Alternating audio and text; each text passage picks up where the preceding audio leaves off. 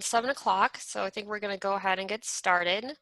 I want to welcome everybody this evening to this presentation. My name is Michelle. I'm one of the members of Sunrise Cleveland, and this event is being co-hosted by several different organizations, including Sunrise, West Shore FACT and FACT Ohio, the Cuyahoga County Progressive Caucus, Northeast Ohio Sierra Club, and Northeast Ohio for a Green New Deal. We know these are really crazy, difficult, stressful times for a lot of people, so hopefully this will be not only informative, but empowering as well. Just to let everyone know in advance that your video and mic are probably going to be turned off during this, as this is being recorded. And our presenter tonight is Dr. Fadhel Kaboub, who is an economics professor at Denison University and the president of the Global Institute for Sustainable Prosperity. And after the presentation, there'll be time for Q&A. So if you have any questions, please just hold off until after the presentation is completed. And you can type your questions into the chat. If you're watching in Facebook live stream, you can type your questions in there, and we'll try to get to as many as possible within the time allotted. So without further ado, Dr. Kaboub. Thank you. Thanks for having me. And thank you for organizing this event. I'm going to go ahead and share my screen, and it's sharing the wrong window. So let me just do this for a second. There you go.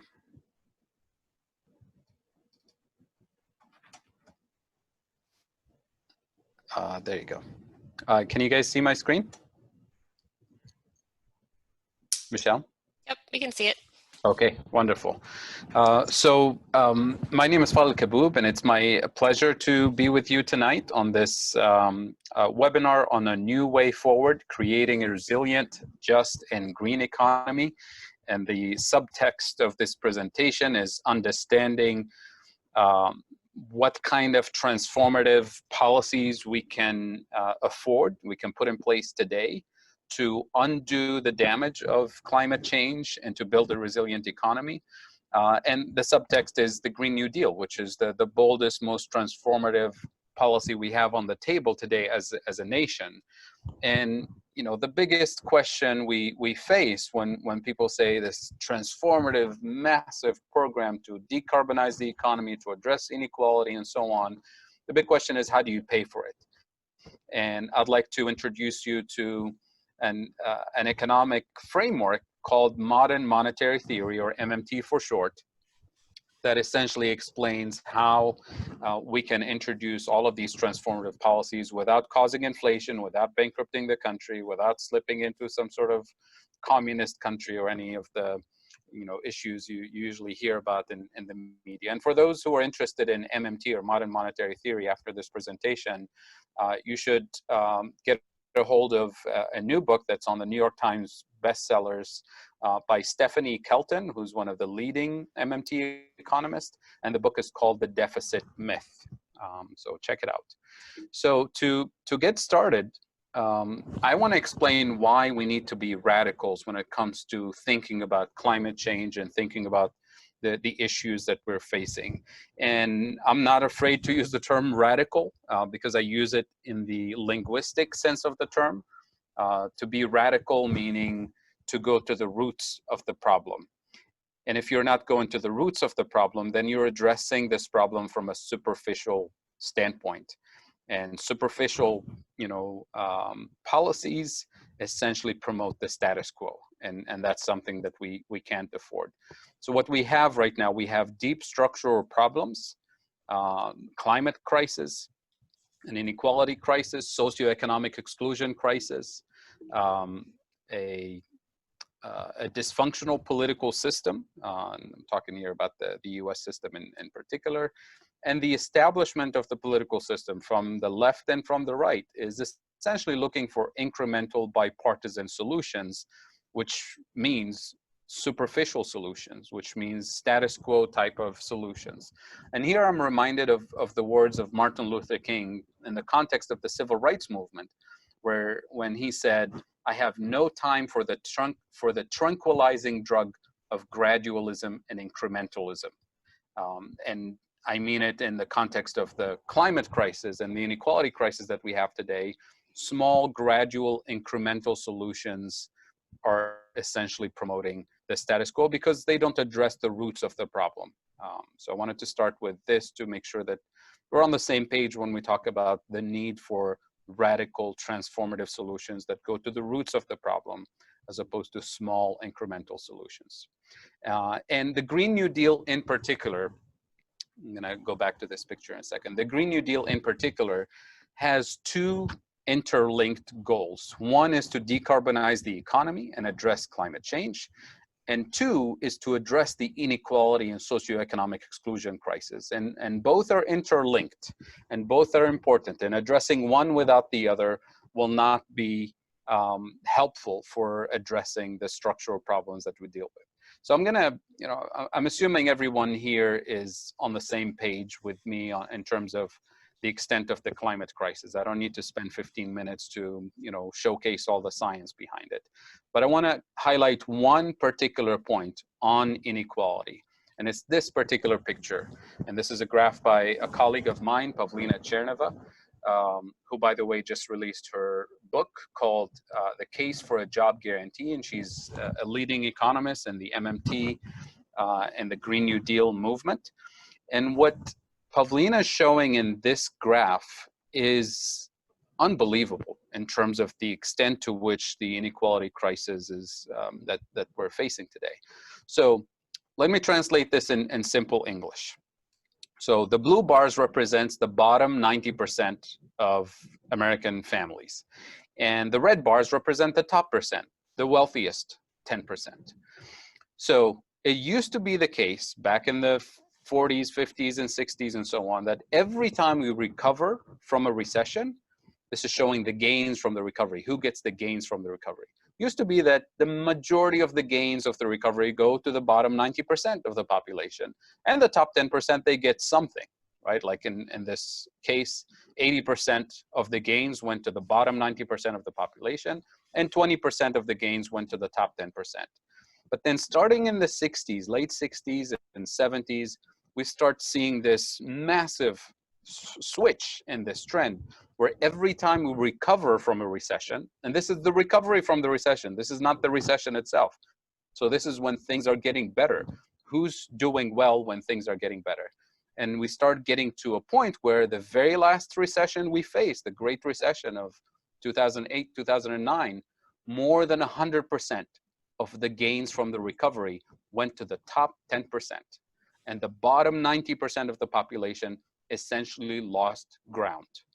And I guarantee you, because we haven't done anything radical, transformative in the last 12 years to undo this trend, I guarantee you that as we recover from this crisis, we're going to see something similar to what we've seen in 2008, 2009, and possibly worse than this, because this is a trend and we haven't done anything to undo these patterns. And that's why I insist on the Green New Deal being something that addresses climate change to decarbonize the economy, and something that addresses this unsustainable pattern, unsustainable economically, socially, politically.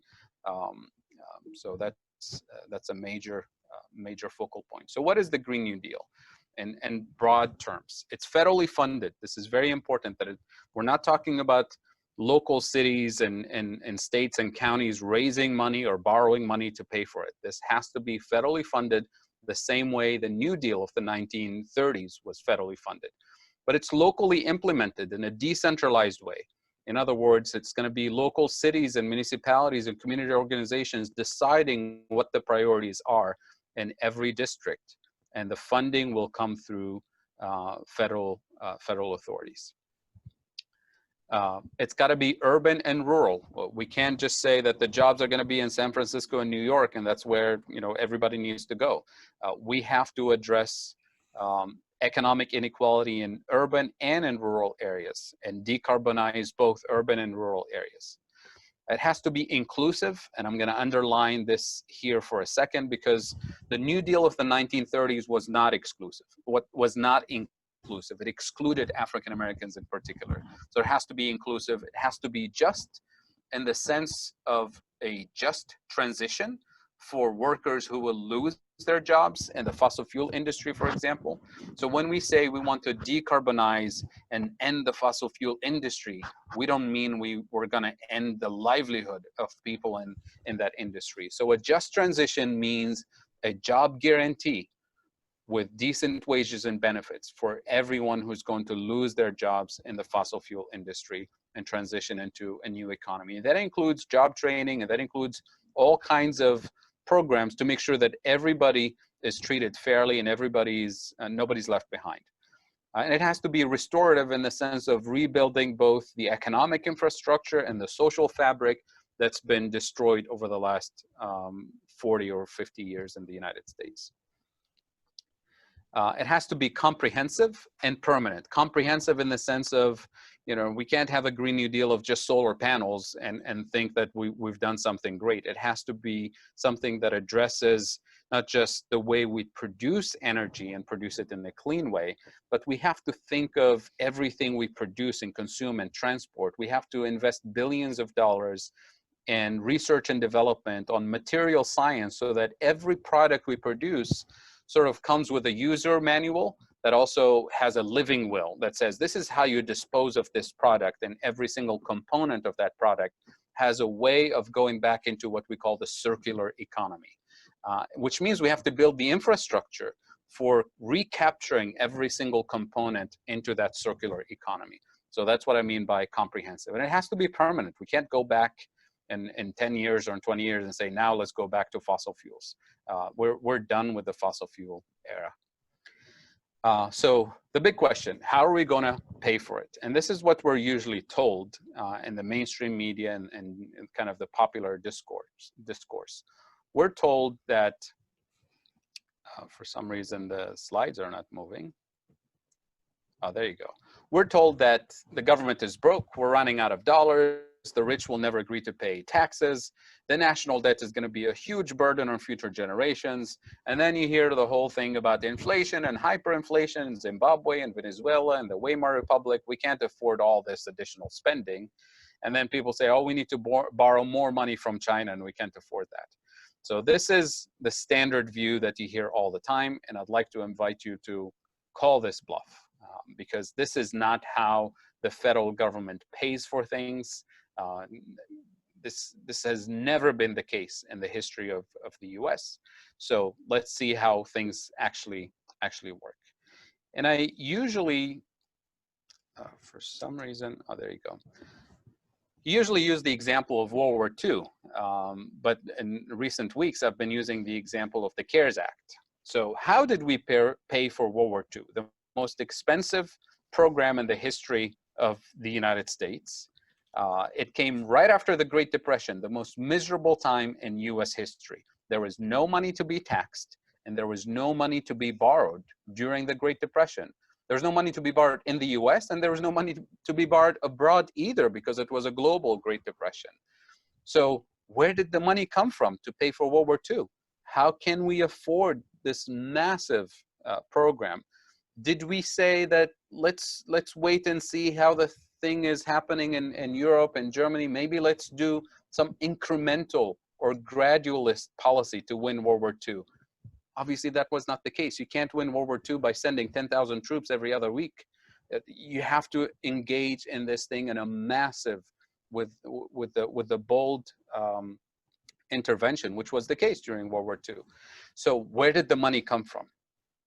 In the same way the federal government spends on everything, starting from World War II, the CARES Act, every military budget, 535 people, our representatives in Washington, D.C., they put a proposal on the table. If you get the majority vote in the House and the Senate, that particular bill is passed and the spending happens, which means there was no need during World War II for the government to borrow first or to tax anybody during the Great Depression in order to afford the war. The spending happens when the government uses the power of the purse. And that's a privilege that the federal government has, that you and I don't have, that states and municipalities don't have. So everything I'm talking about here in terms of MMT and this power of the purse is the power of the federal government, which is why I said a minute ago that the Green New Deal must be federally funded, not at the local level, but federally funded. Same thing with the CARES Act. Just a few days before the CARES Act, before this pandemic started, almost everybody in Washington, D.C. was convinced and saying it publicly on TV, on national radio, and so on.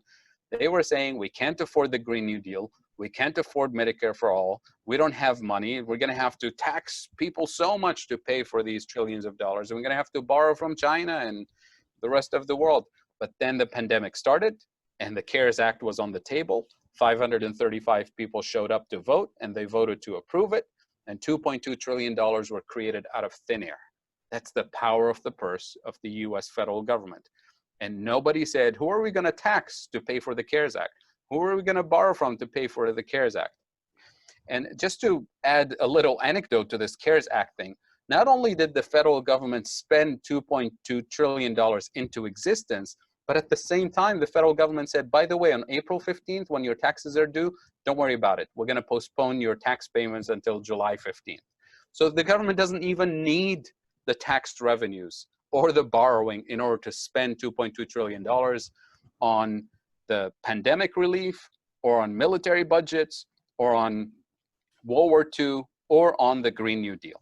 So the question is, does that mean that the government can just spend unlimited amounts of money?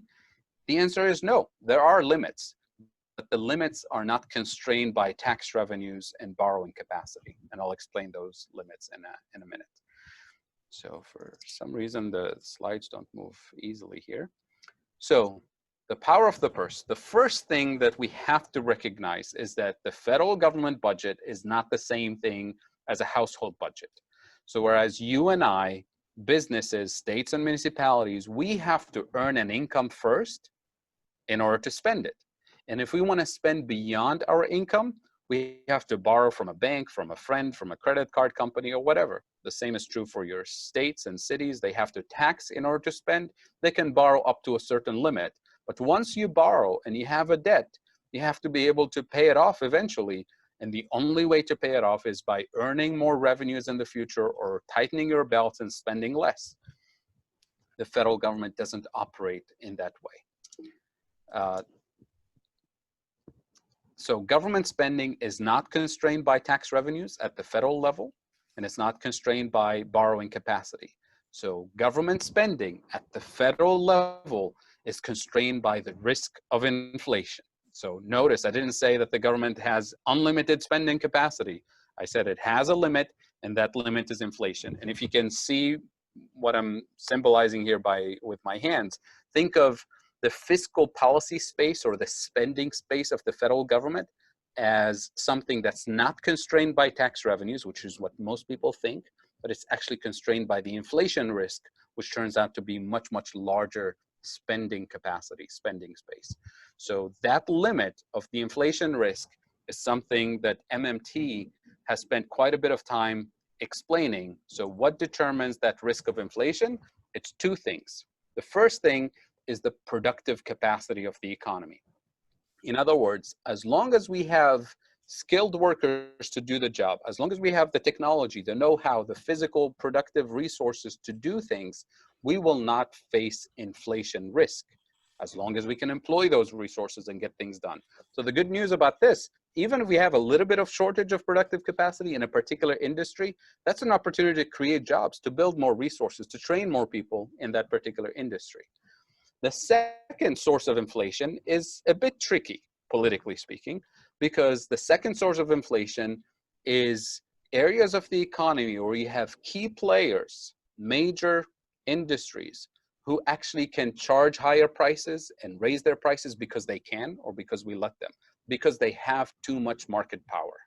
And that type of inflation, you're not going to get rid of it by spending more or spending less. You're going to get rid of it by taxing and regulating their market power out of existence. In other words, you make their industry more competitive by regulation.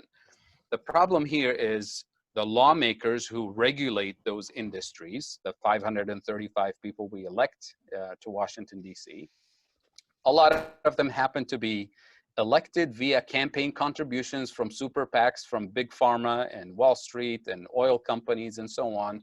So it's understandable, quote unquote understandable, that they're not going to tax and regulate the market power out of existence of their campaign contributors. So this is going to be the tricky part, because if we're going to be able to increase our spending capacity and eliminate or minimize the risk of inflation, we're going to have to tackle this particular issue of too much market power by particular individuals and corporations. What I call here the price setters. So we're talking about a paradigm shift, economically speaking and politically speaking. So this MMT framework implies the following. A lot of people hear MMT and they say, wait a minute, are you saying we don't need to tax anybody? The government can just spend? Notice I didn't say that, and that's why I have this particular slide to highlight the important role of taxes at the federal level. So at the state and local level, yes, we have to tax this to pay for that. That's absolutely true. But at the federal level, taxes play a completely different role. So what we're going to do, we're going to decouple the spending from the taxing at the federal level. So first, we're going to spend on the national priorities. Those priorities can include healthcare, education, decarbonizing the economy, whatever it is, the power of the purse, the federal government can use it and set the priorities straight based on the democratic needs of our society. Remember, it's a government of the people, by the people, for the people. So you use the power of the purse to serve the needs of the people. So that's the spending part. You spend to increase or improve productive capacity in strategic areas such as healthcare and education and so on. But then when it comes to taxing, you tax pollution, you tax speculation, you tax extreme wealth, not because you want to generate revenues for the federal government, because remember, the federal government doesn't need revenues like you and I in order to spend. It spends money into existence. So then what is the purpose of taxing pollution and taxing extreme wealth and speculation if it's not to raise dollars to spend? So you tax to protect democracy from oligarchy. You tax excessive wealth to reduce their power and influence in politics, their power and influence in the economy. That's essentially to protect democracy. You tax pollution because you want to reduce pollution and eliminate fossil fuels. You tax to reduce excessive inequality, to reduce abusive market power. You tax speculation to prevent financial instability, right, caused by Wall Street. So we don't need, money or permission from the wealthy or from the polluters or from Wall Street in order to spend on health and education and the Green New Deal, because the government has the power of the purse. And that changes now our philosophy. Instead of thinking we need to tax the excessive wealth and speculation and pollution in order to fund schools and public health and so on, and that's what we usually call redistribution, I'd like you to think of pre-distribution, so that we spend the right way in the first place, instead of having to constantly redistribute. So this is point number one. Let's think of pre-distribution instead of redistribution. Point number two, it's a point of logic, because most of us in the environmental movement and the progressive movement, we say, oh, we want to tax Wall Street so we can fund healthcare. But wait a minute, if we want to have a more ambitious healthcare program that happens to be more expensive, based on that logic, in order for us to afford a more ambitious healthcare program, we need Wall Street to be even wealthier and more powerful in order to tax them a little bit of their wealth to fund a more ambitious healthcare program. That just defeats the purpose of what we're trying to do. So when you think of pre-distribution, when you decouple the taxing from spending, you're not locked into this, logic that's kind of like shooting yourself in the foot. If you're trying to have a more ambitious Green New Deal program, you need fossil fuel companies to be wealthier and more powerful. If anything, we want them to be less powerful. We want to reduce their power and influence in politics and the economy and decarbonize the economy. That's the purpose of taxation. And finally, we want to regulate markets to reduce this excessive market power, to reduce this price setting behavior and corruption, to be honest. The link between the super PACs and the powerful influence in Washington, D.C., in terms of their influence on senators and Congress people, is unsustainable politically, economically. It's counter to every single principle of this democracy. When we say a government of the people, by the people, for the people, we never said a government of the super PACs, by the super PACs, for the super PACs. So that's got to be addressed fundamentally. So I'm asking for this paradigm shift in the way we think about how the government works, so that as a democratic society, we demand the execution of public policy based on democratic principles that allow us to move this agenda forward. So, hashtag goals. But can we afford this? People say, can we afford this massive Green New Deal? And my rhetorical question here is, can we afford these pictures from, Appalachia? Can we afford this? This is, a few months ago in Pennsylvania. Can we afford the forest fires in California? Can we afford the floods in the Midwest? Right? So we have to shift the narrative about what is affordable, because my argument here, and I'm getting ready to close in a few minutes and open it up for questions. My argument here is that the status quo, doing nothing, is already too expensive. And what I'm asking us to implement, the Green New Deal, is actually going to be the cheaper, more affordable option. So here's how we change the metric and change the narrative. So I'd like you to take a look at this. When they say we need to support fracking all over Appalachia because that's going to be creating jobs, that's going to be creating tax revenues for local school districts and so on, I want you to call their bluff, because what they're asking us to do and the metric that they're using, and politicians all over the country say this, they say we need economic growth. When they say economic growth, they're talking about this graph right here, which is GDP, gross domestic product. So if we unpack this for a second, GDP is essentially a metric that measures the total dollar amount of all goods and services produced within a year, right? The annual GDP. And as that number grows from year to year, we call it economic growth. So that's what they mean by economic growth. So the problem with GDP is that it measures so many things that actually reduce our quality of life.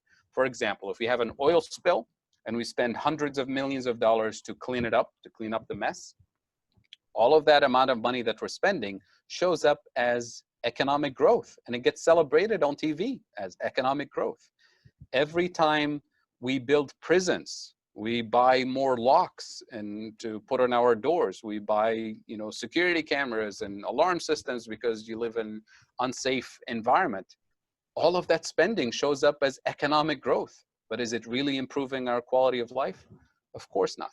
So what some economists, ecological economists, have done over the years is develop an alternative metric that essentially takes the GDP numbers, this thing that everybody talks about on TV and celebrates economic growth, and then they remove all of those negative effects that reduce our quality of life.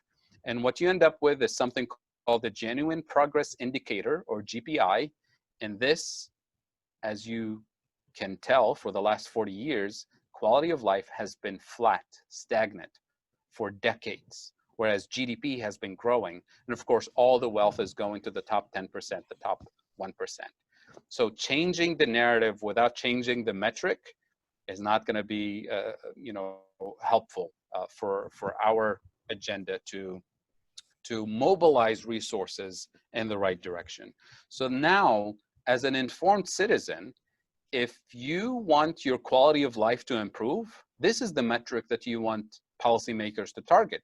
So then the question here pops up. So what are the investments, public policy investments, that will actually increase GPI?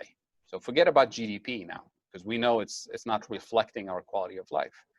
Then the whole list pops up. And that's essentially what you have in the Green New Deal. Decarbonize the economy. Those jobs tend to be more resilient during recessions, by the way. They pay higher wages, and they're better for the environment. They're better for our quality of life. So then it turns out that investment in education and public health and clean environment, are the things that will actually raise raise GPI, the genuine progress indicator.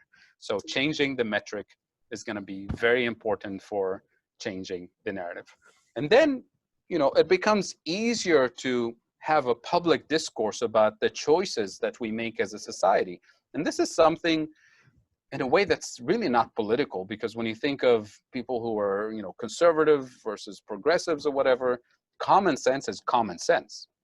So for example, would we rather as a society, you know, invest in after school programs to inspire kids with music and theater and sports and science and technology and summer camps and things like that, or not do that because it's too expensive and we think it's not affordable, and instead build a $500 million prison in the same city 10 or 15 years later and deal with the opioid crisis and deal with all the negative effects of unemployment and school dropout and things of that nature.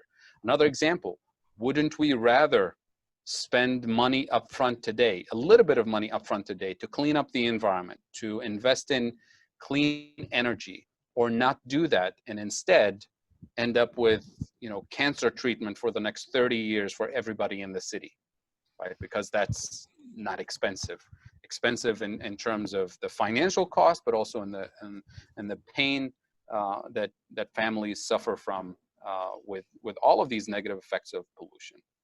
So what I'm talking about here is common sense that everybody can embrace. And all of these investments will increase quality of life, increase GPI, and will cost us less in the long term in terms of financial cost and economic and social and emotional pain. And then the next question that people, you know, always have is, what about inflation? All of this spending that we're putting in the economy. So there's a paradigm shift also happening in the economics profession, where the old ideas that claim that more government spending and more government debt automatically leads to inflation has been completely debunked and admitted by mainstream economists. So this is not me saying it. This is the Fed, for example, here in the Financial Times, saying essentially we have no reliable theory of inflation. In other words, we have no idea what causes inflation. And MMT has a valid theory that explains what inflation, how inflation happens. As I said earlier, it's shortage of productive capacity. That's the easy part to deal with. The second one is more political. It has to do with corruption, political corruption, which is market power, abusive market power by key players. And we can name them in the US. It's the healthcare industry, health insurance industry. It's, you know, the fossil fuel industry, it's Wall Street and so on. So that kind of inflation, you tax and regulate their market power out of existence. And that takes bold action on the political front. So to be more specific, there are 4 areas that drive inflation in the US today. And this is before putting in place any Green New Deal or anything. The first one is healthcare. The second one is college education. The third one is housing or real estate. And the fourth one is energy and transportation, which is why my worst nightmare is for somebody in the political, you know, space to hijack the Green New Deal label and introduce a Green New Deal that doesn't address these sources of inflation. And then they're going to spend quite a bit of money. And of course, it's going to feed into the inflation machine of market power in these areas. And then it's going to cause inflation, going to say, aha, we told you this Green New Deal is going to cause inflation, it's going to bankrupt the country. So that's why those of us on the front lines of fighting for the Green New Deal on the economic front, we insist on including these 4 components to automatically deal with inflation. For example, Medicare for all is included in the Green New Deal package, not because it's one of the favorite, you know, shopping list items of the progressive movement, but because it plays a particular role to dealing with inflation. So Medicare for all will cost less, and it will address the market power, the abusive market power of the healthcare industry, of the health insurance industry. That's how you deal with that type of inflation. That's why we include college and vocational training for all, to reduce the cost, to increase our productive capacity in strategic areas that we need for the future. That's why we include home guarantees and rent control in the Green New Deal, because that's how you address the inflationary pressure from the real estate industry. And that's why, obviously, we want to decarbonize the economy to reduce the power and influence of the energy and transportation industry, and to clean up the environment, obviously. So we can't have a Green New Deal without having these four strategic components that address the market power and the productive capacity in the US economy today. Other countries will have to do Green New Deals of different kinds because their inflation pressure points are different items. But you can't, have massive spending without keeping an eye always focused on inflation and what causes inflation. And finally, I want to highlight the federal job guarantee as a core feature of a Green New Deal, not just as a nice add-on to the shopping list. And I alluded to it earlier when I talked about the importance of a just transition for workers who will be displaced from the fossil fuel industry and other industries, to be honest, because the economy is transforming as we move forward. So if we understand the power of the purse of the government and the inflation risk that I explained earlier, then the spending and the national priorities become the following three tiers, in my opinion. The first one is what I call universal public services, and that includes green infrastructure, Medicare for all, housing for all, education and vocational training for all, childcare, and all of these things we can afford. The next tier is a federal job guarantee that guarantees a job at a living wage with benefits for people who want to work. And there are millions of people who want to work. And I'm talking pre-pandemic, there were millions of people who couldn't get jobs. When everybody was saying we're at full employment, there was millions of people left behind. And then the third tier is a generous income support for people who cannot or should not work. And by the way, during the pandemic, a lot of people were saying, oh, universal basic income is the solution. We don't need a job guarantee. To me, during the pandemic, the most important job in a federal job guarantee is things like contact tracers, things like doing wellness checks on the elderly and so on. But also one of the most important jobs is staying at home and not spreading the virus. So to me, this framework of these three tiers is very, very important. And those of you who are interested in the job guarantee, please check out jobguaranteenow.org. And there's a statement there for people to sign and endorse and gather more information about the job guarantee. So with that, I'd like to open it up for questions and gather your thoughts and feedback. And thank you again for listening. So you can just type any questions that you have to Professor Kaboub in the chat. I think Kim, go ahead and is going to read them. Okay, we have from Greg Coleridge. Yes, the government currently can and should create money as credit. But is that not what's currently happening? They're creating money as debt when they seek government bills, bonds, and notes, which adds to the federal debt. Okay, so if I understand the question correctly, and the short answer is yes, but the government is already doing what MMT is describing. So MMT is not sort of a new theory that needs to be applied. MMT is just describing how the federal government has always functioned. But what we're saying is that we're shining a light on the way the government spends, and we're saying the government is spending on different priorities, not the priorities of the people, for the people, by the people. Right? So it's never been a question when we're about to, allocate $800 billion to the Pentagon. Nobody says, where's the money coming from? Who are we going to tax? Who are we going to borrow from? That's never an issue. It's never an issue when we're about to, put on the table trillions of dollars worth of tax cut. Nobody says who's going to pay for it. But when it comes to the Green New Deal, say, how are you going to pay for it? Where's the money going to come from? And that's hypocritical. Right? So we need to be able to push back against that hypocrisy and say, you're in office, you're elected democratically by the people, you need to represent the voice of the people, and as a result, spend accordingly, tax accordingly, regulate accordingly. So that's the short answer. And then what's alluded to in the question, if I heard it correctly, is the reference to a rising level of national debt. I'm not concerned about the rising level of national debt. A lot of people panic when they hear the national debt.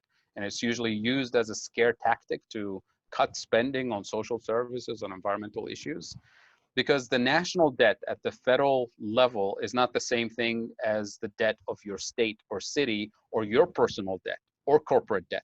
Remember, we decoupled the spending from taxing at the federal level. And the first bullet point we started with is that the federal government is not the same thing as a household budget or a business budget, right? We're not operating on the same scale.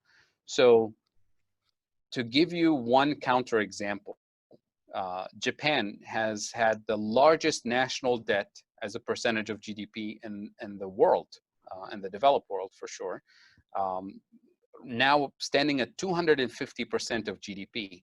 And for the last 30 years, having this record level of national debt, they didn't even have a hint of inflation. They didn't even have a hint of bankruptcy. Why? Because the entire national debt of Japan, just like the entire national debt of the United States, is denominated in Japanese yen in the case of Japan, and the entire national debt of the US is denominated in US dollars, which means when those payments come due, the US federal government can always make payments. It can never be insolvent. The thing that matters is not the national debt of the federal government. The thing that matters is the debt of the private sector. These are areas that we need to unwind, especially the corporate sector and household sector. It's massive amounts of debt that most people are familiar with. Okay, thank you. Joan Grace asked, can you please re-show your last slide? I'm happy to do that. The last slide, which was, I'm assuming not this one, but the one about the 3 tiers maybe? If not, please type your comment and I'll switch the slides. Okay, I'll check back with her. And I'm happy to share these slides, by the way, with anybody. I mean, this live stream will be recorded and available for everybody to watch. Okay. Another question from Catalina Maddox Wagner, I believe. What is your position about people who can work but do not want to work? So people who can work but don't want to work. There's usually an issue behind it. I mean, there's a subtext there. If we're talking about people who don't want to work because the work environment, the workplace environment is not, treating them with dignity, if the job doesn't pay well, if the job doesn't have benefits, if it turns out that, welfare benefits actually offer you more than what you can do on the job, or if the job, pays, a minimum wage, but you can't afford childcare, or you can't afford elderly care. So there's a lot of details that go beyond, behind that statement that I don't feel comfortable just answering it as a general statement, because the majority of people want to work if there is a job that pays a decent wage, that treats them well, that has a safe workplace environment, and if they're paid well enough to be able to take care of their kids or elderly, family members who need healthcare or somebody to take care of them at home. Which is why I go back to that universal public services that includes childcare and elderly care and so on. All of these things we can afford in the US, because once those things are covered, once we have living wage jobs as a minimum, then we get to that particular question. Then it becomes a very small, tiny minority of individuals who may have, in some cases, health issues, mental health issues, substance abuse issues, whatever those issues are. As a society, we need to be able to get to a point where we not only guarantee a job, but we guarantee a job with a package of benefits that include mental health, that includes, because if somebody's dealing with an addiction, right, and you offer them a job and you say you have to show up every day at 8 o'clock, and they can't because they physically or mentally can't, we can't just throw them out and say, well, now the job guarantee doesn't work, because we're setting them up to fail. So I'd like to answer that question with all of these nuances in mind. Okay. All right, we have Marilyn Klee. Where does national security slant military spending fit in this scheme? What would be a sensible defense policy position?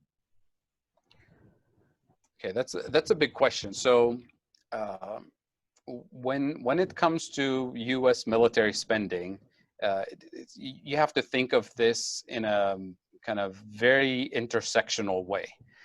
Because if the role that the US wants to play in the world is policing the world and coercing countries into particular behavior, then you're going to need a lot of military spending to do that. But if it's going to be, the role of the US is going to be more the role of the State Department, the role of diplomacy, the role of cooperation on solving economic issues, on addressing root causes of conflict, as opposed to treating every conflict with a military response, then it's going to be a different way of running U.S. foreign policy, right? So, for example, the so-called war on drugs, militarizing the border, all of these, militaristic responses that cost a lot of money and a lot of human lives, ultimately, can be dealt with at the roots of the problem. Because if you're looking at the war on drugs as something that, that's exacerbated by armament and conflict, if you're looking at the migration crisis as, people leaving their homes and packing their kids and walking hundreds and hundreds of miles to seek safety as an economic problem, then you treat that from an economic and social standpoint with financial resources that end up creating better quality of life for those individuals and their families and their communities, and saving everybody's lives and saving so much, money on the U.S. side from military spending.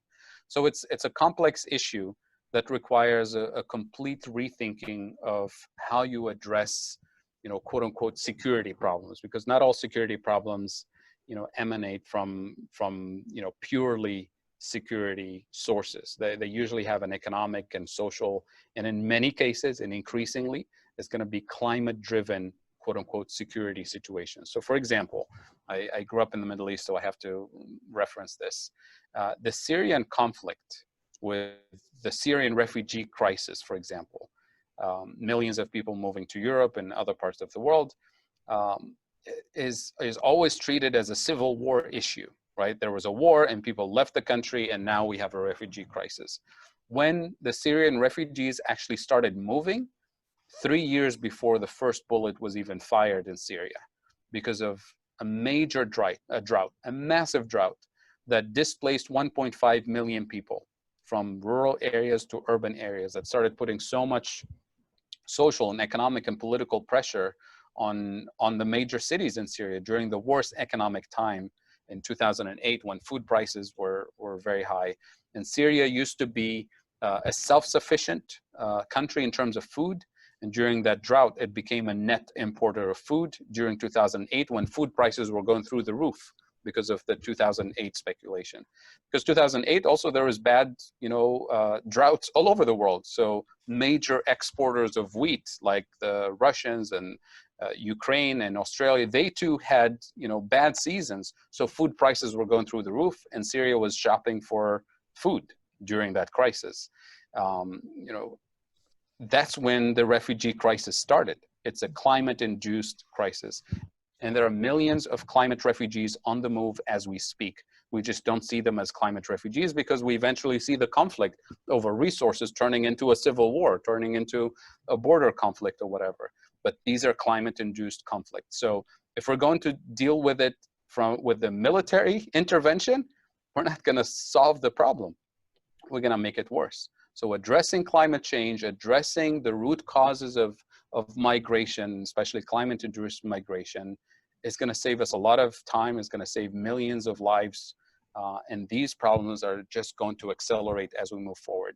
And to close this with one comment, just to leave this kind of thought in the back of your mind, that as we speak, the science is very clear that within my lifetime, the Middle East, the Gulf region in particular, will be uninhabitable during the summer months, which means 300 million climate refugees moving all over the world. And that's going to put so much pressure on housing issues, on food issues, and of course, it's going to be the wealthiest who will move first, and it's going to be the most vulnerable who will be left behind, who will be, the victims of this. And if we think of it as a security issue, we should think of it as an economic, as a climate issue first.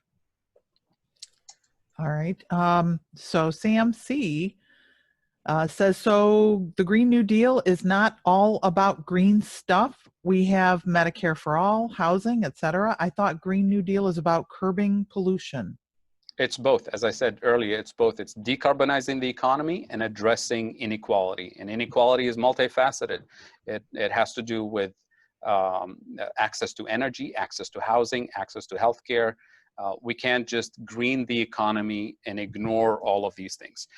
And the reason it's called the Green New Deal is because of a reference of the New Deal of the 1930s. The New Deal of the 1930s was not about decarbonizing anything. It was 100% about the economy, about inequality. Because the level of inequality that we have right now in the US, and I've shown you the graph in the beginning of this presentation, we haven't seen that since the Great Depression. And that is unsustainable. Economically, socially, politically unsustainable. So we're facing this double crisis, and we have this platform that can address both things at the same time. Okay, thank you. Doreen Papachek, how do we change from a humanist platform versus a socialist platform? Are there any other models that we can draw from? And aren't we the GDP? Okay, so broad question, and I'm not sure where to start. So let me say a few words and see if this makes sense. Humanist versus, what was the other term? A humanist platform. How do we change from a humanist platform versus a socialist platform? Well, I'm not sure what to make of that. So let me address it from the perspective that I think this person is asking. I try not to put these labels with isms on it, capitalism or socialism or democratic socialism, because these terms get hijacked into so many different directions and have so many different meanings. I'd like to approach this from the following perspective, and then we can invent a name and put an ism on it and call it whatever we want to call it. So I'd like to highlight the fact that we in the United States can afford financially to invest in all of these things, in healthcare and education and decarbonizing the economy, but we have to be able to do it in a democratic way. And we can't do this democratically if we have a few individuals, corporations in particular, who run Congress and who set the priorities for their bottom line. So we have to address this head on, politically speaking. We're not changing the foundations of the existing system, if you want to call it capitalism. Capitalism is about private property, it's about competition, it's about freedom of choice, right? It's about self-interest. We're not removing any of these things. We're not getting rid of private property. We're not getting rid of competition. If anything, we want to enhance competition. That's really the problem, is that we don't have enough competition in some of these areas. We're not going to get rid of self-interest. We're not going to get rid of any of the foundations of capitalism. It might be a different variety of capitalism than the one we currently have, that's for sure. And if you want to call it something else and stick an ism to it, so be it. But I'm not sure that thing is socialism or humanism or whatever label we want to put on it. And then finally, the reference to GDP. Again, I'm not sure what the question means, but GDP is a monetary value, and it's not about us. It's about the things that we produce and their monetary value. If anything, we want to switch to something that's more reflective of us in our quality of life, and that's GPI. That's what I outlined earlier, which measures the quality of life. And quality of life, as I've shown, has been stagnant for the last 40 years. And these investments that I'm putting on the table, the Green New Deal investments, are essentially designed to raise the quality of life and raise that indicator, GPI indicator. Okay, from Jim Whitman, it's difficult to believe COVID-19 will be the last pandemic. Should pandemics be in the list of future essential priorities? Yeah, so what we're talking about here is resilience to these shocks. And what the COVID-19 pandemic has done is really shine this bright light and expose some structural deficiencies in our system.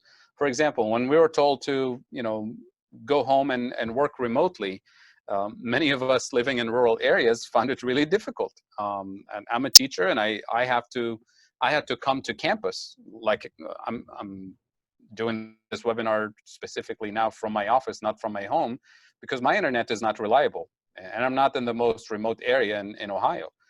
Many of my students couldn't, have reliable internet connections to connect to class on a regular basis.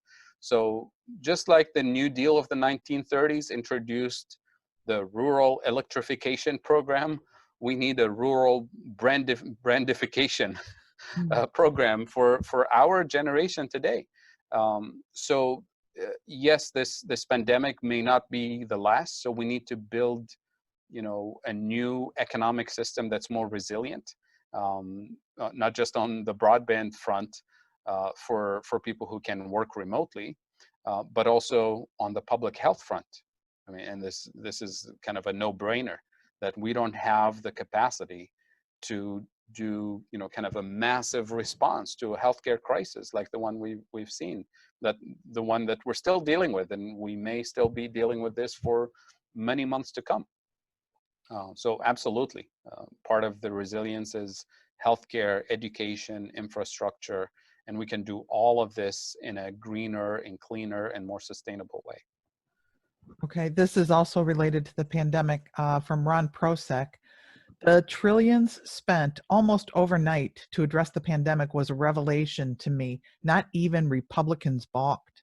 Do you think this has resonated with the public so that they might better understand how the government can fund what the people need?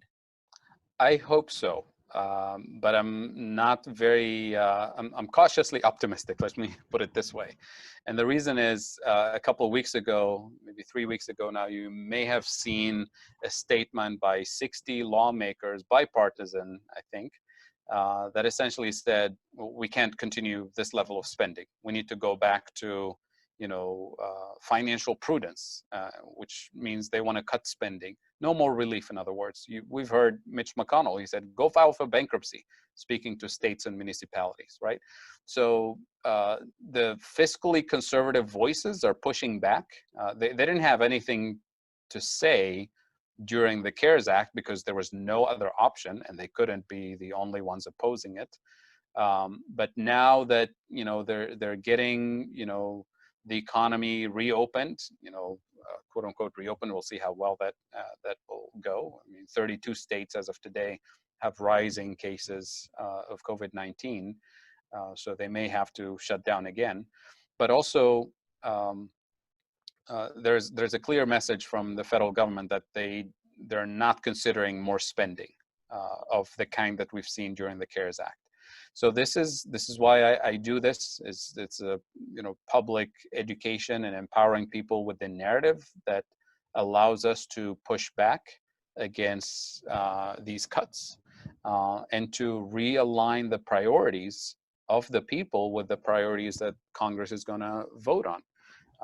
And if we don't make it clear to policymakers that we know better, that we have a clear understanding of what we can afford, and we have a clear understanding of who's standing in the way, then they're going to keep doing what they've been doing before. So again, this is a political issue. There's no other way of putting it. And if politicians get a message that says you're going to be unseated if you don't vote for the public priorities, if you vote for the priorities of the oil companies, the fracking companies, and if they get that clear message from their constituents, they're going to have to change the way they do things. Okay.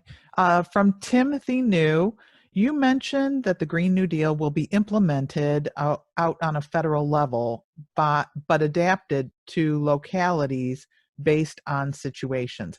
How much freedom will localities have in interpreting how they carry out the Green New Deal? So there has to be guidelines. So think of this in terms of federal grants. You know, and anybody who's applied for a federal grant is not just a blank check with a dollar amount on it. There's very clear guidelines that says in order for you to qualify for this federal grant, you have to meet all of these criteria. And there's reporting guidelines, there's transparency, and there's all of this. So when we say the implementation is at the local level, but the funding is at the federal level, that's a simplification. But it's essentially, think of it as a grant process that says, you know, whatever you're investing in, whether it's, you know, schools or infrastructure, whatever it is, it has to meet certain, you know, wage and benefits criteria. It has to meet certain, you know, technological and decarbonization criteria in order to qualify for these grants. And to be honest, we don't have to, you know, introduce something called the Green New Deal to do this. This has to be built into every single federal grant moving forward. And I'm saying this because the New Deal of the 1930s, there wasn't a single bill called the New Deal. It was a whole alphabet soup of administrations and bills that were introduced over a 10-year period that now we call the New Deal, right, as a package. But it came in bits and pieces. The CCC, which addressed, you know, environmental issues, you might call it, which we need a new CCC today to address climate change. But all of these administrations were introduced, you know, one at a time with specific goals and targets and requirements. Okay. Adrian Russ asks, do you think a majority of Dems support the Green New Deal? As in Dems in Washington, D.C., or Dems in the public? And I can answer both. Okay. Dems in Washington, D.C., probably not. Dems as in the public, we have the public opinion surveys. The answer is overwhelmingly yes. And those who are interested in this, just to see the disconnect between the 535 people in D.C. and the rest of us, Republicans and Democrats and independents, go to dataforprogress.org, and you can see this by congressional district. So you can zoom in on your congressional district and see a whole bunch of polling questions based on what they call the progressive agenda. That includes green jobs, Green New Deal, Medicare for all, rent control. All of these things are polled at the local level. And then you'll see the breakdown by political affiliation. People who voted for Trump, people who are typically Republicans, people who are Democrats, and so on. And the majority of these questions have like 70+% approval for Democrats and independents. And even amongst Trump voters, you'll see 35, 40, even sometimes 50% support, depending on what the issue is. So there's a huge disconnect between the Democrats and independents as the people versus the elected officials in DC.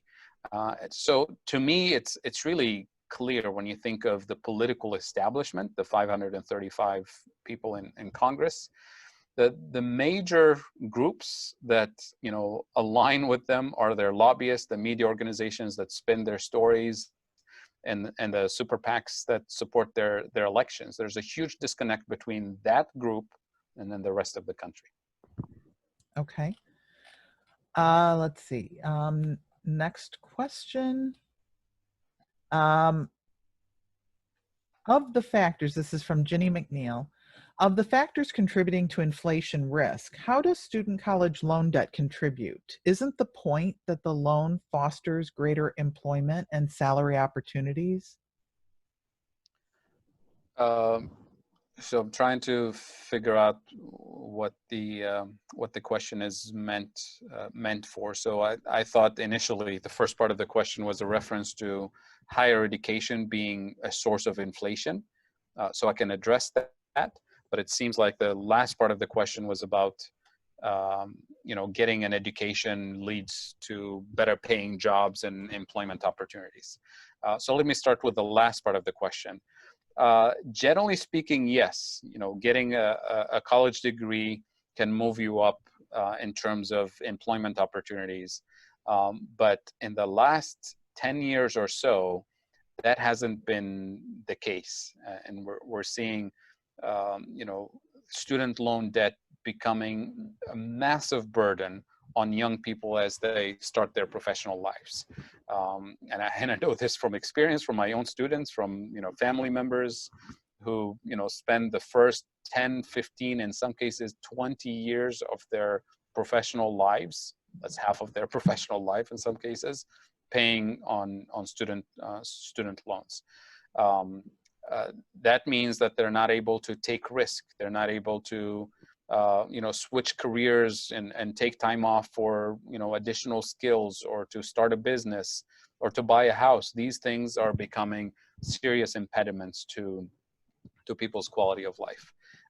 So that's becoming questionable, to say the least, because we've never seen levels of student debt of the kind we see today. It's just never in the history of the universe was there any society that burdened its youngest people, most productive, most ambitious, most energetic people with this level of debt to get started in their professional lives.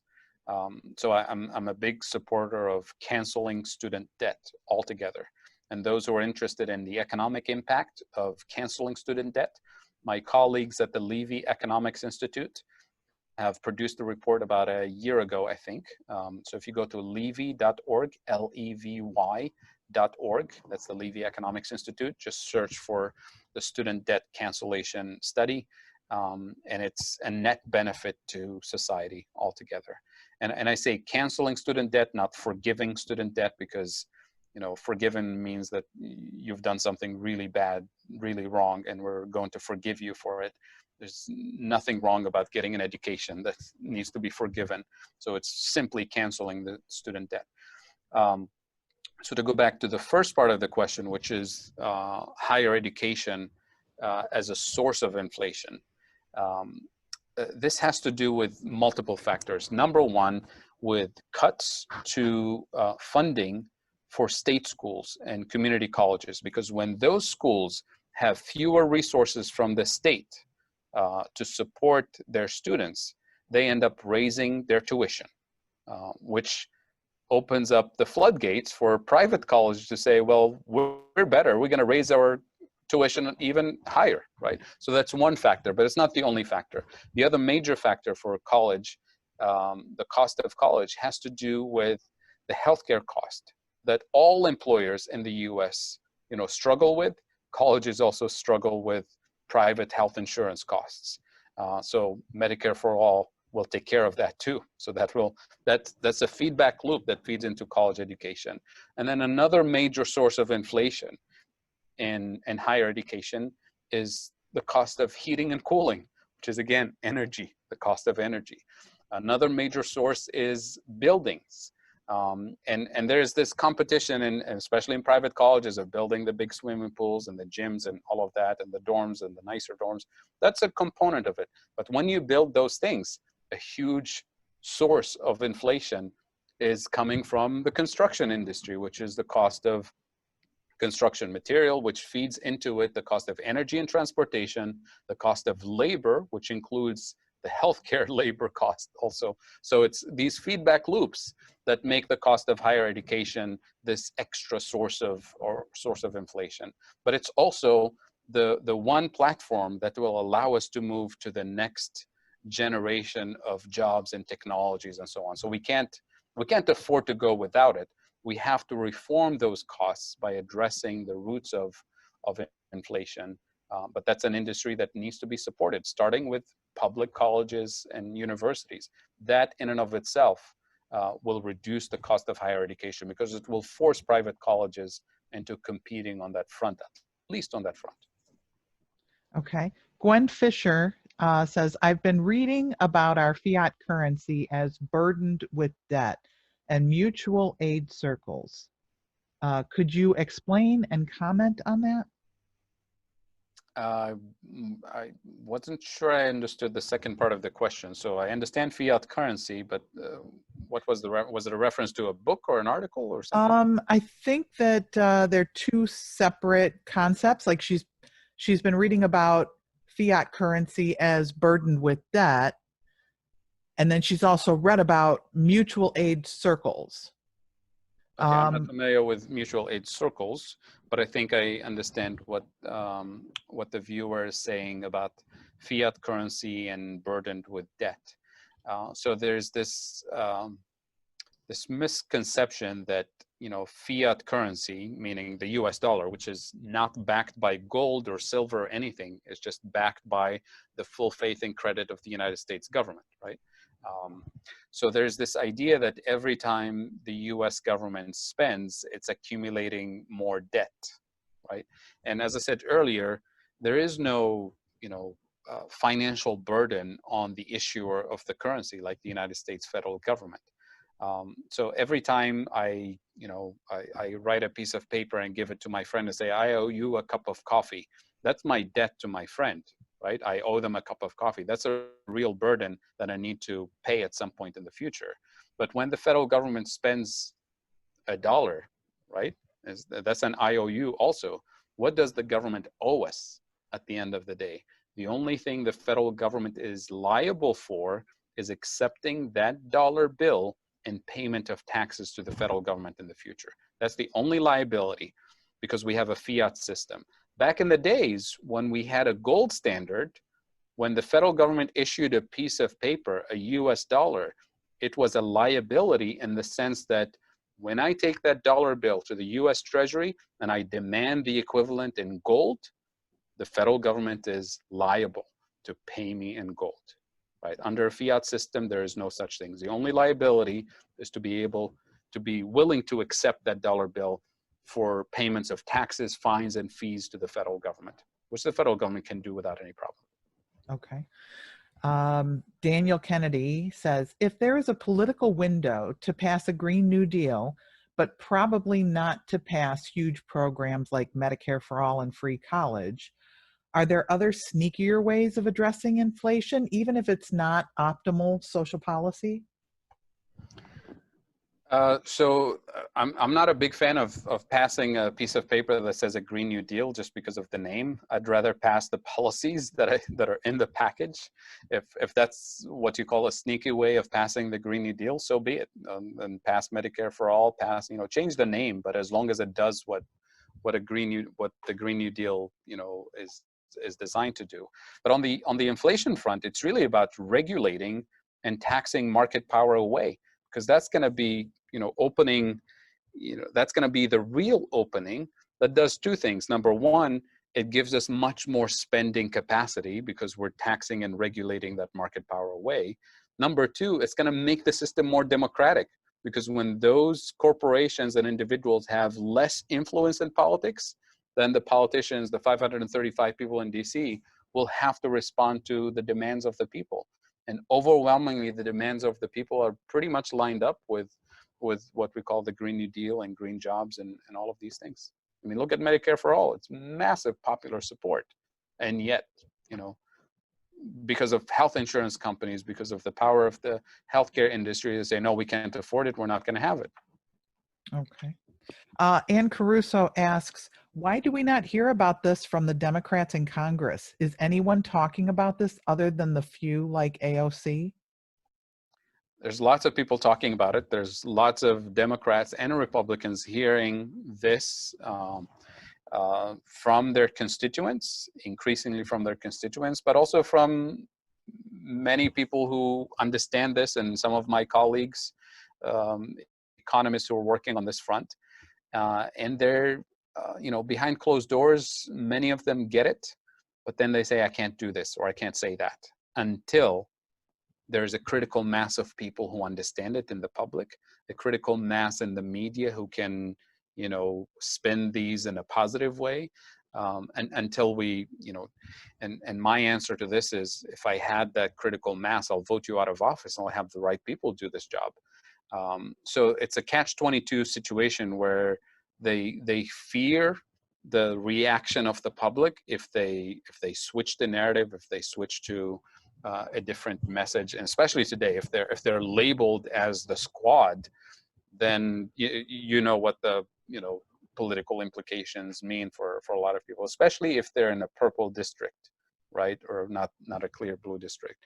So I understand the political fears, but we only have 10 years to go. So if you're not up, for this job and because you're afraid, then you should step down and let somebody else do the work. But if you're going to be a leader, then you should lead. So that's my take on it. Oh, that's awesome. Greg Coleridge says, Dennis Kucinich, former U.S. rep from the Lakewood area, introduced legislation called the National Emergency Employment Defense Act that would create debt-free money to fund physical and human infrastructure, which would include a Green New Deal. It's based on a model called sovereign money or just money. How is MMT different than a sovereign or just money system to fund government spending? Very good question. So now this is a much clearer question than the one earlier. So now I'm seeing where these questions are coming from, I think. So the monetary policy framework that is referenced here, it has been developed by a group of colleagues called the AMI, or the American Monetary Institute. I think that's the name that Dennis Kucinich was affiliated with for a long time. The main difference between the MMT approach and the AMI approach is specifically this debt-free money.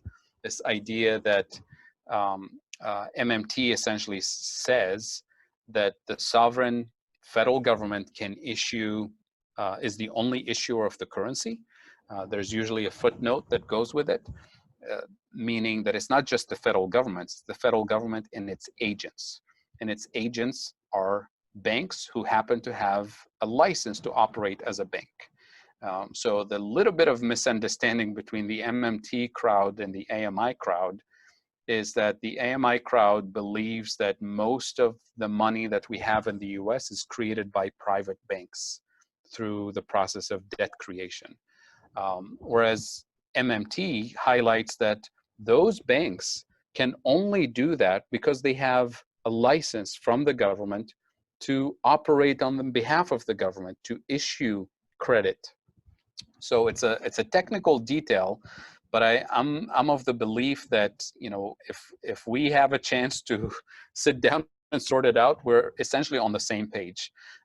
But fundamentally, there is no such thing as debt-free money, because every time the federal government issues a piece of paper called an IOU, that's essentially debt, except the federal government is liable for accepting it in payments of taxes and fees. Whereas when a bank issues a loan to a customer, and most people have done this at some point in their life, when you buy a car, when you buy a house, they make you sign a whole bunch of papers, right? The closing documents.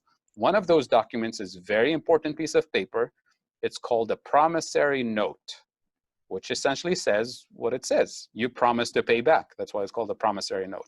And the reason that's an important document is because the bank has the backing of the federal government in court, essentially, because the bank has a banking license that allows it to issue that piece of paper to create the loan. So a lot of people think that when you go to a bank and borrow $10,000 to buy a car, the bank is actually taking money from somebody's checking account and giving it to you, which is nonsense. That's not how banks operate. Banks create money out of thin air through the process of lending. So that promissory note that you sign allows them legally to create $10,000 out of thin air. And that's what our friends at the AMI Institute, the AMI Sovereign Money Group, believe that all money is created through banks when they burden us consumers with debt. And the reason they can do that is because they have a license from the federal government. And the federal government, when initially we created the banking system, when I say we, I insist that we, the government of the people, by the people, for the people, gave these particular agents, banks, we give them a license to do this for the purpose of funding the construction of housing, of infrastructure, of building the country, essentially. We give them this exclusive privilege under certain terms and conditions, which is to serve the public purpose. But over the years, banks took that privilege and ran away with it and abused the system. So today we could go back and take those banking licenses away from them if they're not serving the public purpose. In other words, we can take the same privilege we're giving it to private banks and give it to a public bank, to a state bank. We can give it to USPS to operate as a public bank as well, under certain terms and conditions, to serve the most vulnerable people, to serve the needs of the economy. In other words, we can say we want banks to primarily, moving forward, fund green infrastructure projects. That could be part of the banking license requirement. And if you don't do it, you lose your license. So it's, again, fundamentally a political question of that power and authority and privilege that was given to banks has been hijacked over the years. And the federal government sort of forgot or abdicated its authority to regulate the banking industry. So that's a long technical answer to a technical question by our friends from AMI. Okay. Joan Grace says, these ideas sound great, but involve such huge changes that I can't see how they can ever be implemented. Is this really feasible in our lifetime? Fair question. So what I believe is, we have a matter of a few years, possibly a few serious natural disasters, from climate change that will gradually, shift the political perception, not only on the climate front, but also on the inequality front. And we've seen this starting to build up in the US in 2008 with the Occupy Wall Street movement. By the way, if there was no Occupy Wall Street movement, there will be no AOC, there will be no Bernie Sanders, there will be none of that. There will be no Green New Deal on the table. So, and Occupy Wall Street was about inequality. It was a movement that put inequality on the map when, a few months before that, inequality was this, obscure subject that academics talked about. So those social movements are spontaneous. They were not invented by academics or anybody else. Same thing with the climate movement. You see the climate strike movement, you see the Extinction Rebellion, the Sunrise Movement. All of these youth-driven movements are not going anywhere. And they're gonna get more influential and more powerful in politics. We've seen it. I mean, they're able to unseat politicians, then they're able to place candidates on the map. People with no super PAC money are getting elected. Not hundreds of them, but a few, and that will continue moving forward.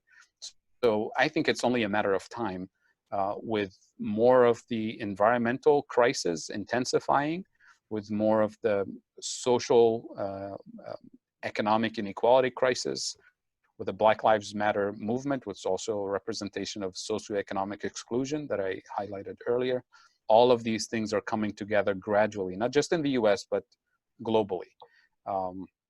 So I'd rather see us, take bold action today rather than wait for more chaos and destruction and environmental damage globally to say, oh, now we need to do it.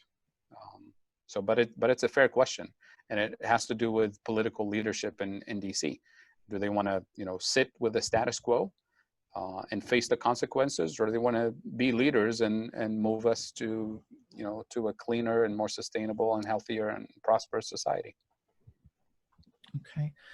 Brian Rice says, politically speaking, is the Green New Deal possible if the Dems control the White House, the Senate, and the House after November 3rd?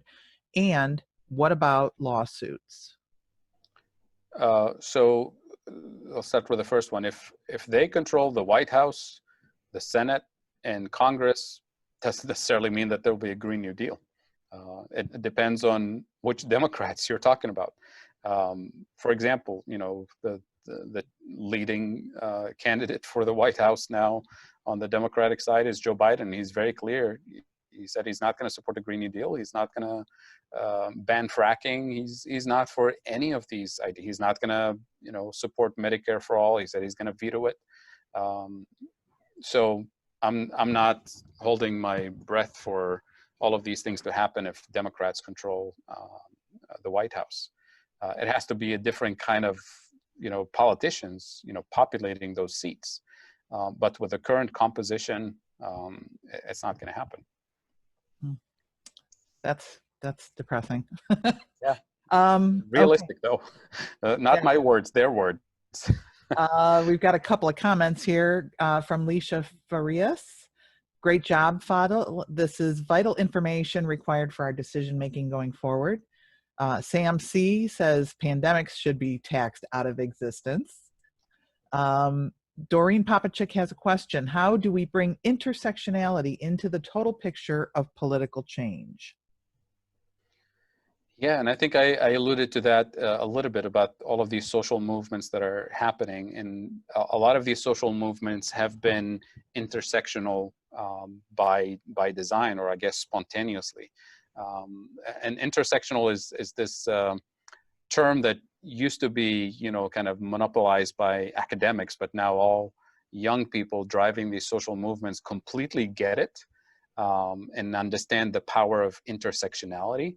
In other words, you're not going to win this battle of transforming the country if your main focus is exclusively and only, the environment.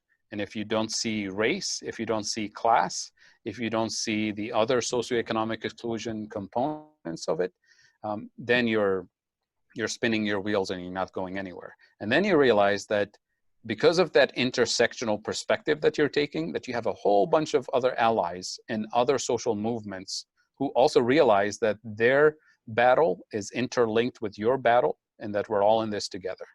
And that's what's making these social movements very powerful moving forward. I'm not sure if I answered the question, but essentially,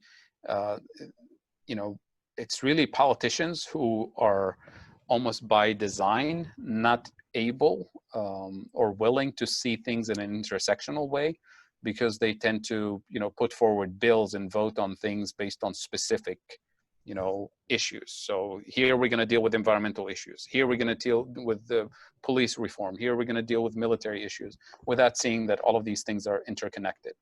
So you can't support the prison industrial complex in your morning session and then talk about social justice in the afternoon after you have lunch. You have to connect the two, that you can't support both, right? And I think increasingly the youth movements are aware of that, and they're pushing back against establishment political views that tend to kind of segment these issues independently. And that is only is going to strengthen these social movements. I am trying to be aware of the time, Dr. Kaboub. If you need to go, let me know, but we still have several comments and questions. Are you okay with? Yeah, I'm happy to answer questions. Yeah. Okay, great. Jane Flanagan says, hello from Sydney, Australia. Thank you, Fadhel, and the organizers of this webinar. I'll be sharing this webinar widely. An excellent presentation and Q&A. Larry Hoddle is asking, what in your view should be the role of other countries addressing climate destabilization, countries that may have different drivers of inflation than the US? Oh my goodness, this is a big one. But this is the one that I care about a lot. So if you take the framework that I presented today and think of the spending capacity of the United States that I explained, and the limits to that spending capacity, which is the risk of inflation, which is specific to the US, every country has a different limit to that inflation. So some countries don't have issues in the healthcare industry, don't have very powerful health insurance companies, so that's not their issue. But they may have, very influential, agribusiness industry or something like that. So in every country, you want to look at the spending capacity, that inflation limit, and then what are the shortage of productive capacity that you need to build up, and what are the the market power obstacles that you need to undo with taxation and regulation. But that applies primarily to countries of the global north, like the US and Canada and Australia and so on. These countries should have Green New Deals on a massive scale 20 years ago. So we're already late on that. But what about developing countries who don't have that spending capacity, don't have the technology, don't have the productive capacity? how can they, participate in because we need a global Green New Deal. And in my view, there's a case to be made for what I call climate reparations and colonial reparations. And this is not my language. There's been a lot of literature on this, including UN commissions. So what we need at the global level, because we're all in this together, is something like a Truth and Reconciliation Commission for reparations. I mean, when people talk about reparations in the US context, reparations starts, number one, by telling the truth. Number two, offering an apology. And number three, repairing the damage, which involves financial reparations, financial compensations, but also literally repairing the broken system that produced that injustice, right? And that involves, quite a few things.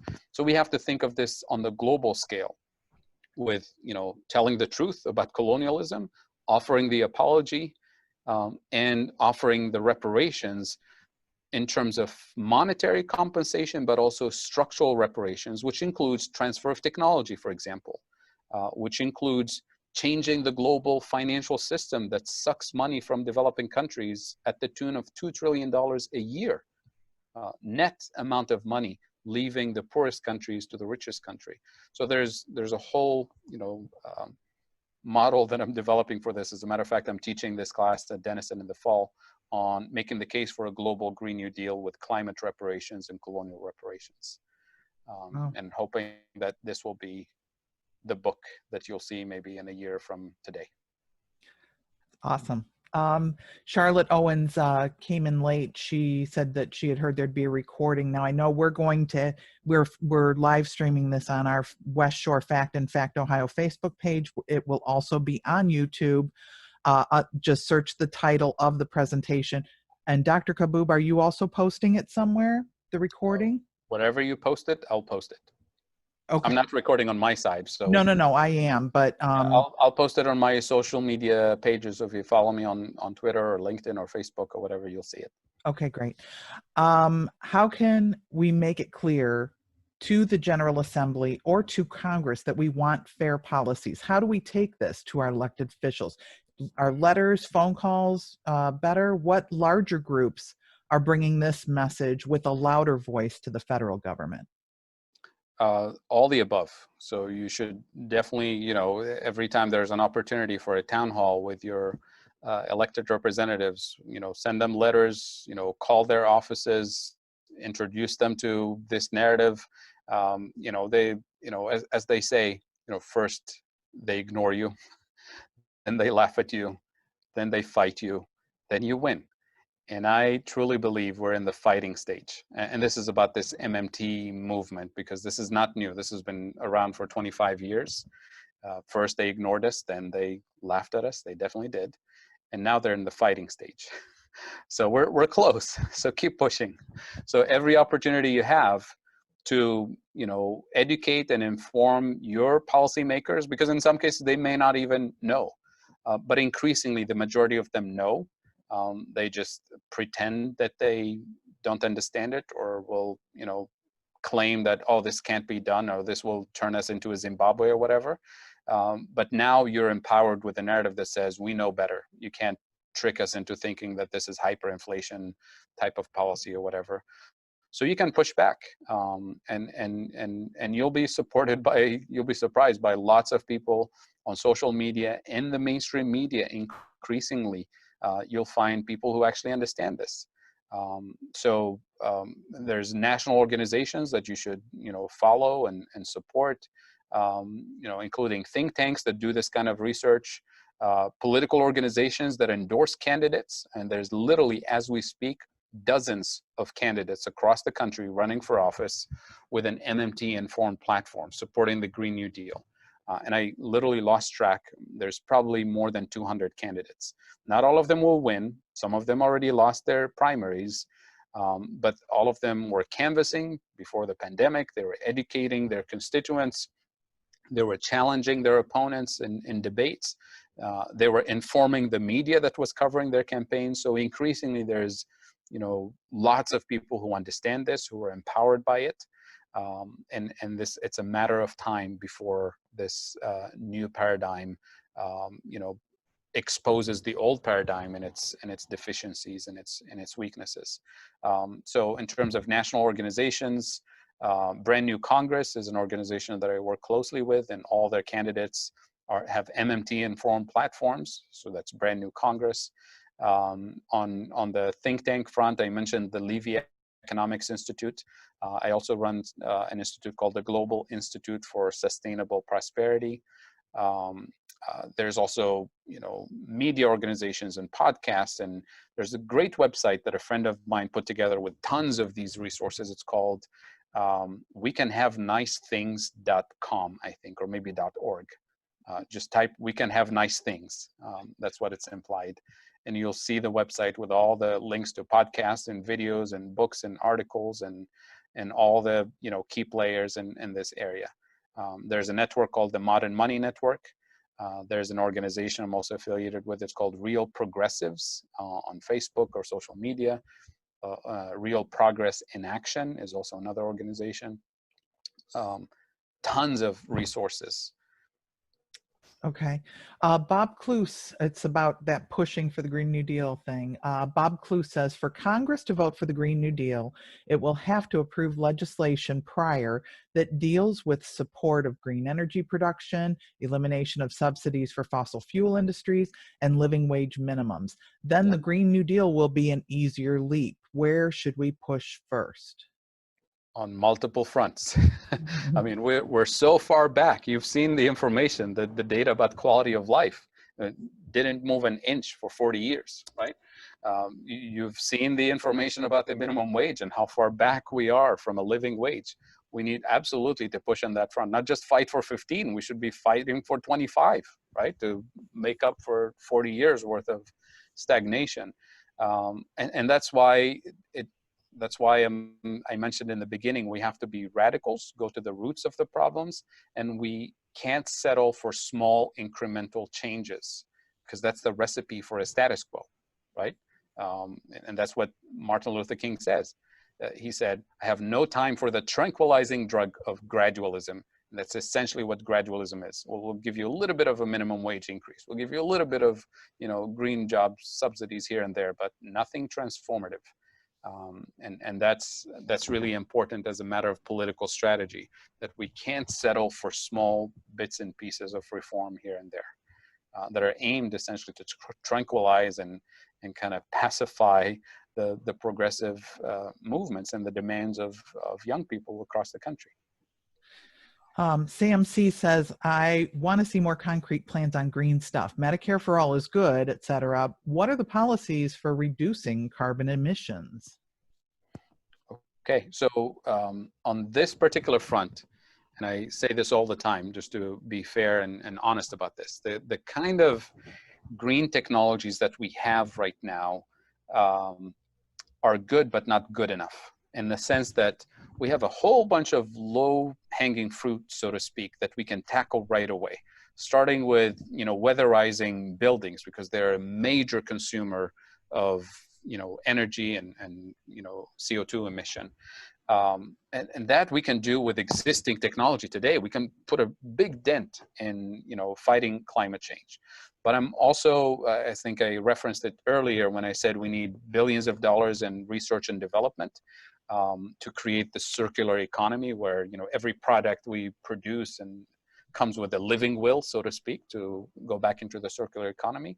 But what I want to add here is billions of dollars of material science research and renewable energy research to produce a different kind of solar panels, for example, and wind turbines that are truly sustainable. Because one of the things that we're not fully addressing right now is, what happens to all that poisonous stuff in those solar panels we have right now in 30 or 40 years when they become obsolete? Where is that going to go? Well, we don't even have the infrastructure to recycle it. So that's a dangerous thing to think about. If we scale this on a global scale, number two, the extractive nature of the raw materials, mostly from developed developing countries and the impact on indigenous communities is massive and unsustainable. If we scale up solar panel production with current technology, then we're doomed, right? But we have quite a bit of space to go to decarbonize with existing technology. But we have to invest massive amount of resources to get to a point where we can truly be sustainable with the green technology. And it's just not going to happen without research and development. And it's not going to happen if we wait for the market to put the resources on the table to invest in renewable energy, because it's not profitable. Most of this kind of transformative science and technology research happens with government funding.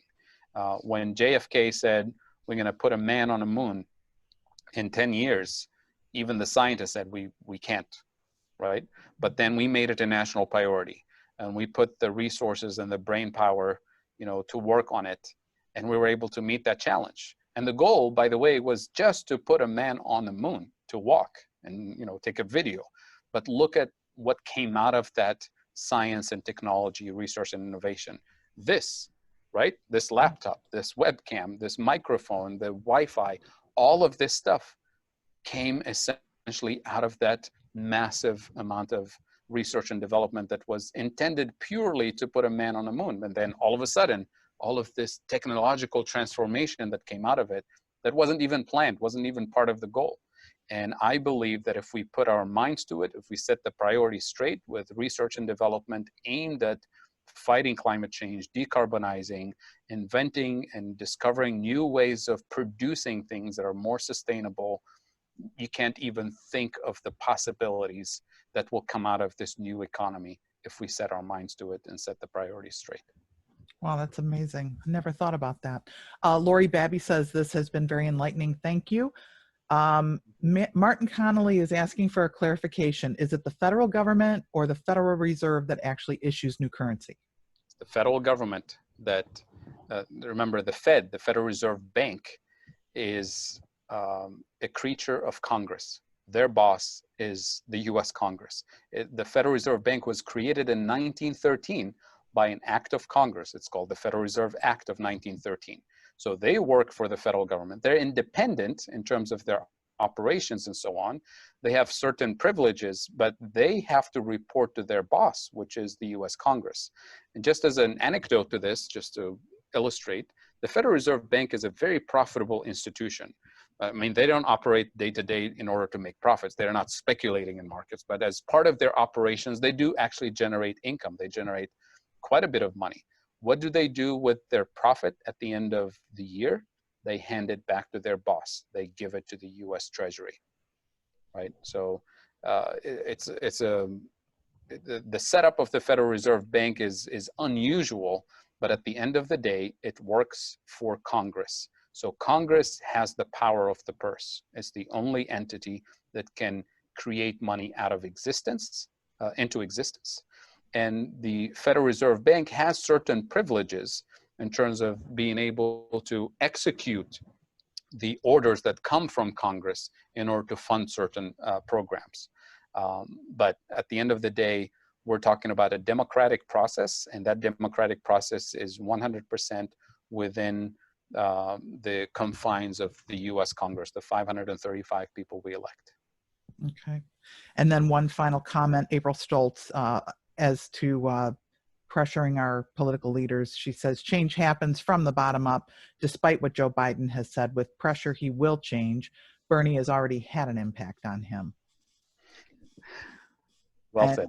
Martin Connolly says, thanks from Sydney, AKA Mac Sword. Thank you. Okay. Well, that wraps it up here. Michelle, back to you. Sure. Well, thanks everyone for joining us this evening. Hope, like I said, it was really informative and empowering. Like Fadhel said, called their bluff when our representative said we can't afford it, or oh my gosh, who are we going to tax to fund it? To have that knowledge to say we know better, and these are the priorities that we want and that we demand. Fadhel, is there a place that people can follow you online, social media, if they want to check out, Twitter or whatever they want to follow? Yeah, I think my name on the screen has the Twitter handle on it. But if you just Google my name, you'll find me on Twitter, on Facebook, LinkedIn, and feel free to email me. But social media is where you'll find a lot of these resources. And I'm happy to share links later. I mentioned a few organizations, but I probably forgot quite a few others who will not be happy about it today. So I promise I'm happy to share all of these links online. Okay. I guess with that, then we'll call it an evening. Thank you, Dr. Kaboub, for joining us, and hope you are doing well. Thank you. Appreciate it. Take care. All right. Good night, everybody. Bye.